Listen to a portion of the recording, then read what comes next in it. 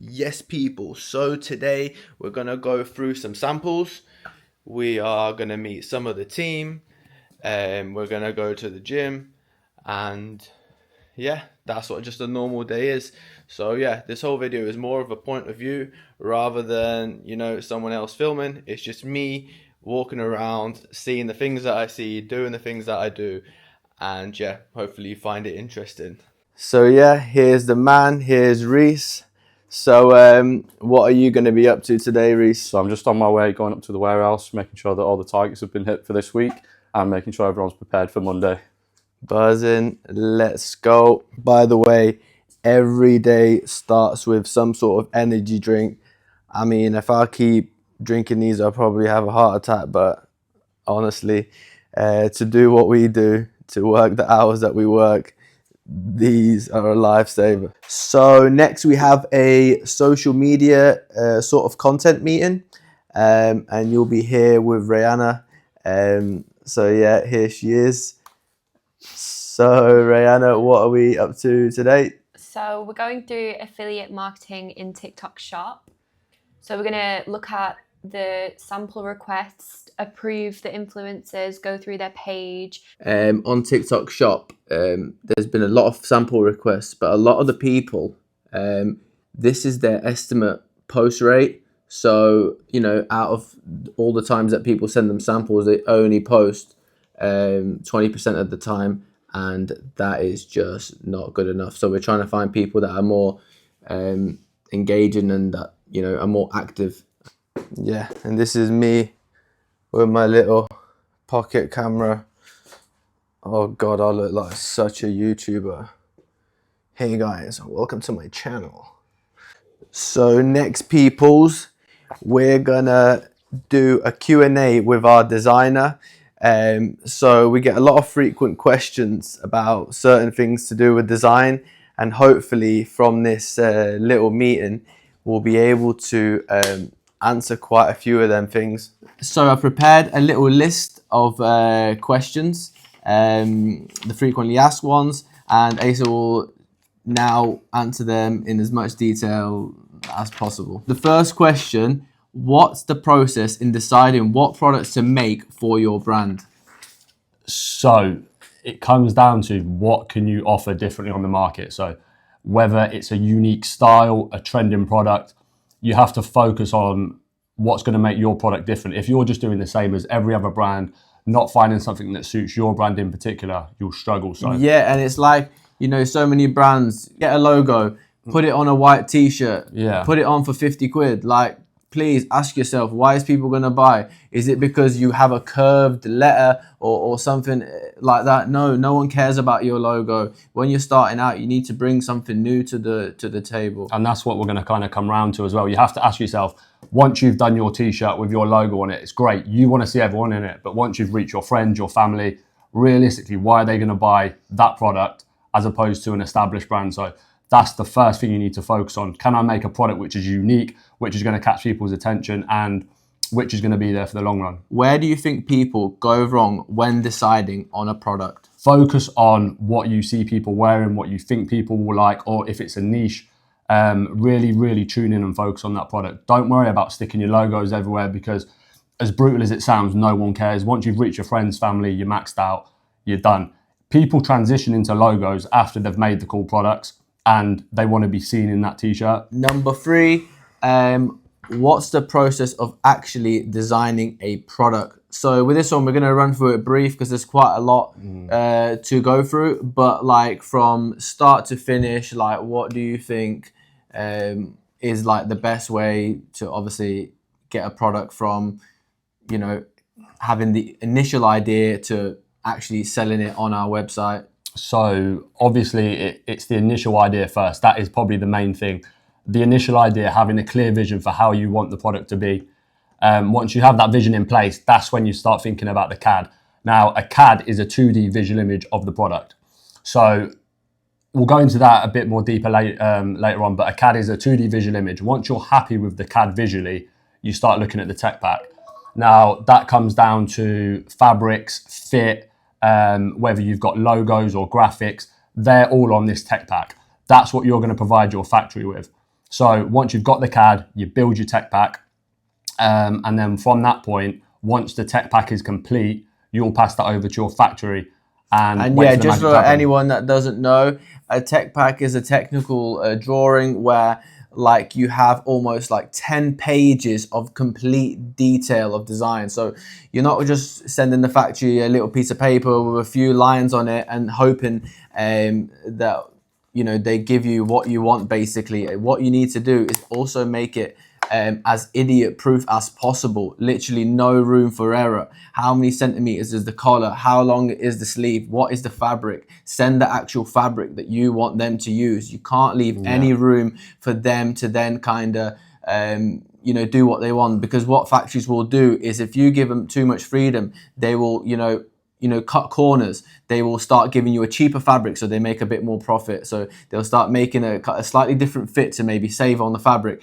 But what you want to do is leave them no room for error. It's all written on this big file tech pack, and that's it. You can't get away from it. So if they've done something wrong, you also have the tech pack to reference back to go, oh no, but it says here that it should have been like this. But if you give something very brief and it's like, oh yeah, remember we spoke about that, I wanted it like this about a year ago. No one's going to remember that. Everything 100%. needs to be recorded on a tech pack, done properly. On top of that, it's time as well. So you got to think, if they've got that, it's going to be 30 to 40 day sampling. You don't want to have to go through that process again. You want to get rolling, you want to get it right. So the tech pack is the most important part. And with that, do not be afraid, right? If you're hearing these words and you're thinking, what is a tech pack? What is a CAD?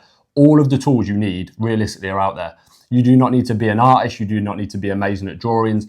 Freelancers are your friend, and just trust me when I say that. As long as you have a clear vision of your product, there's not a single thing that can stop that. You reach out to people. There's so many tools out there. So yeah, like I said, don't let that put you off or kind of. And also you can Google. You don't know what a tech pack is? Simple. Google detailed tech pack on Google, and you will see all of them are like, they'll be slightly different, but the information that's on them is exactly what you need to be providing to the factory. Do not give them minimal detail. You want to give them as much detail as possible, so that's the key. And the main, and also on that point is that a lot of people say, oh, how do I find a good supplier? How do I find a good supplier? No, it's not about the supplier. They all do similar stuff. They all have the same machinery. They all go to the same fabric market. They all have the similar employees with the same skills. Like, it's very, very similar.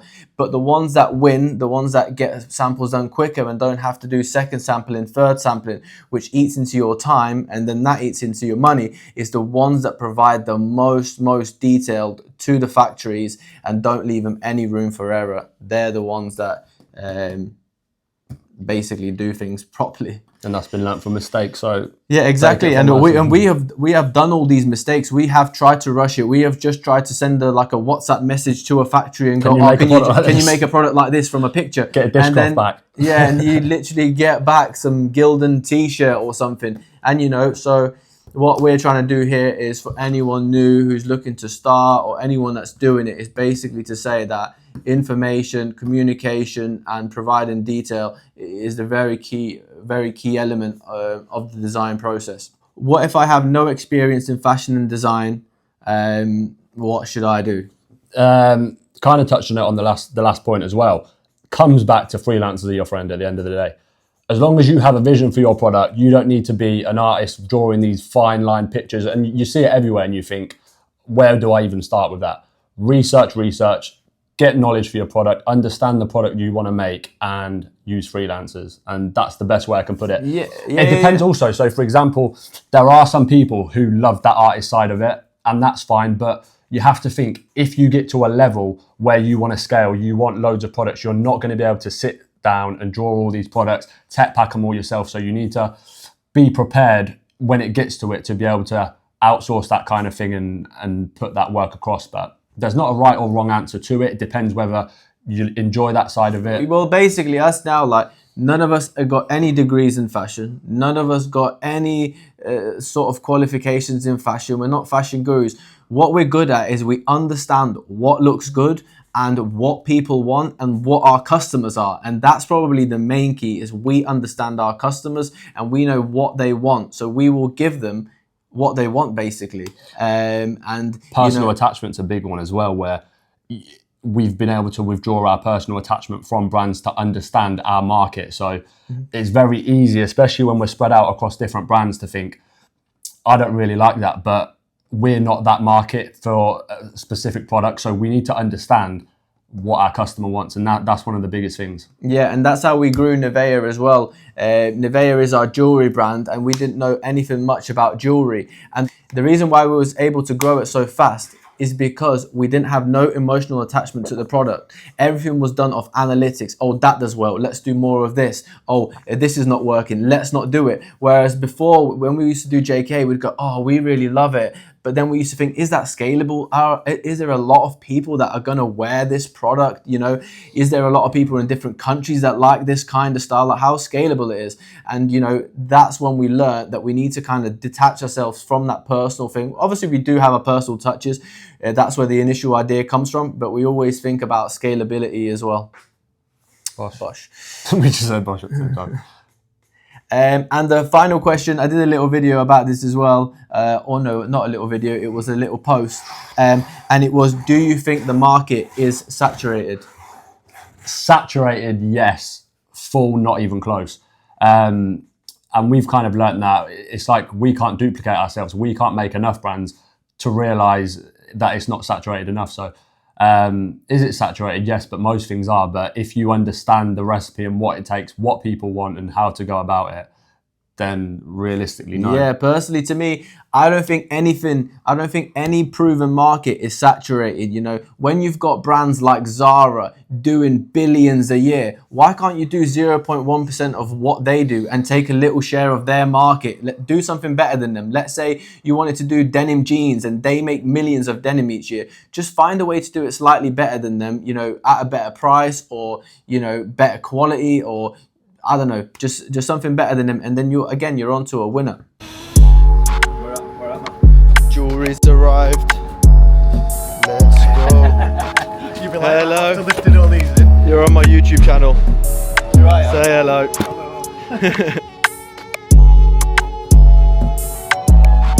That's not heavy, promise. Just got these fire samples for JK. Kind of like summer twin sets. ribbed V-neck kind of. Oh, the fabric is crazy. Yeah, this one goes hard. Another little kind of jersey style, light little mesh one. Sick. Woo!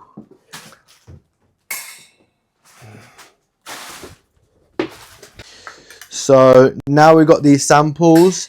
What would be the next process, Mr. Asa? So next, I've got the absolute slogfest of measuring them all, making sure they match the spec. Once we've measured and matched the spec, get a model in and fit them basically. So that's the long part. They look good visually, but fingers crossed, they fit well. Yeah, so one of the key things is as well, when the factory sends your samples, you don't just visually look at them. We get in someone who is a perfect medium and we make all the right adjustments, you know, all the little tweaks, just making sure that the factory has 100% followed exactly what we said to them. No corners cut. That's the key in this game.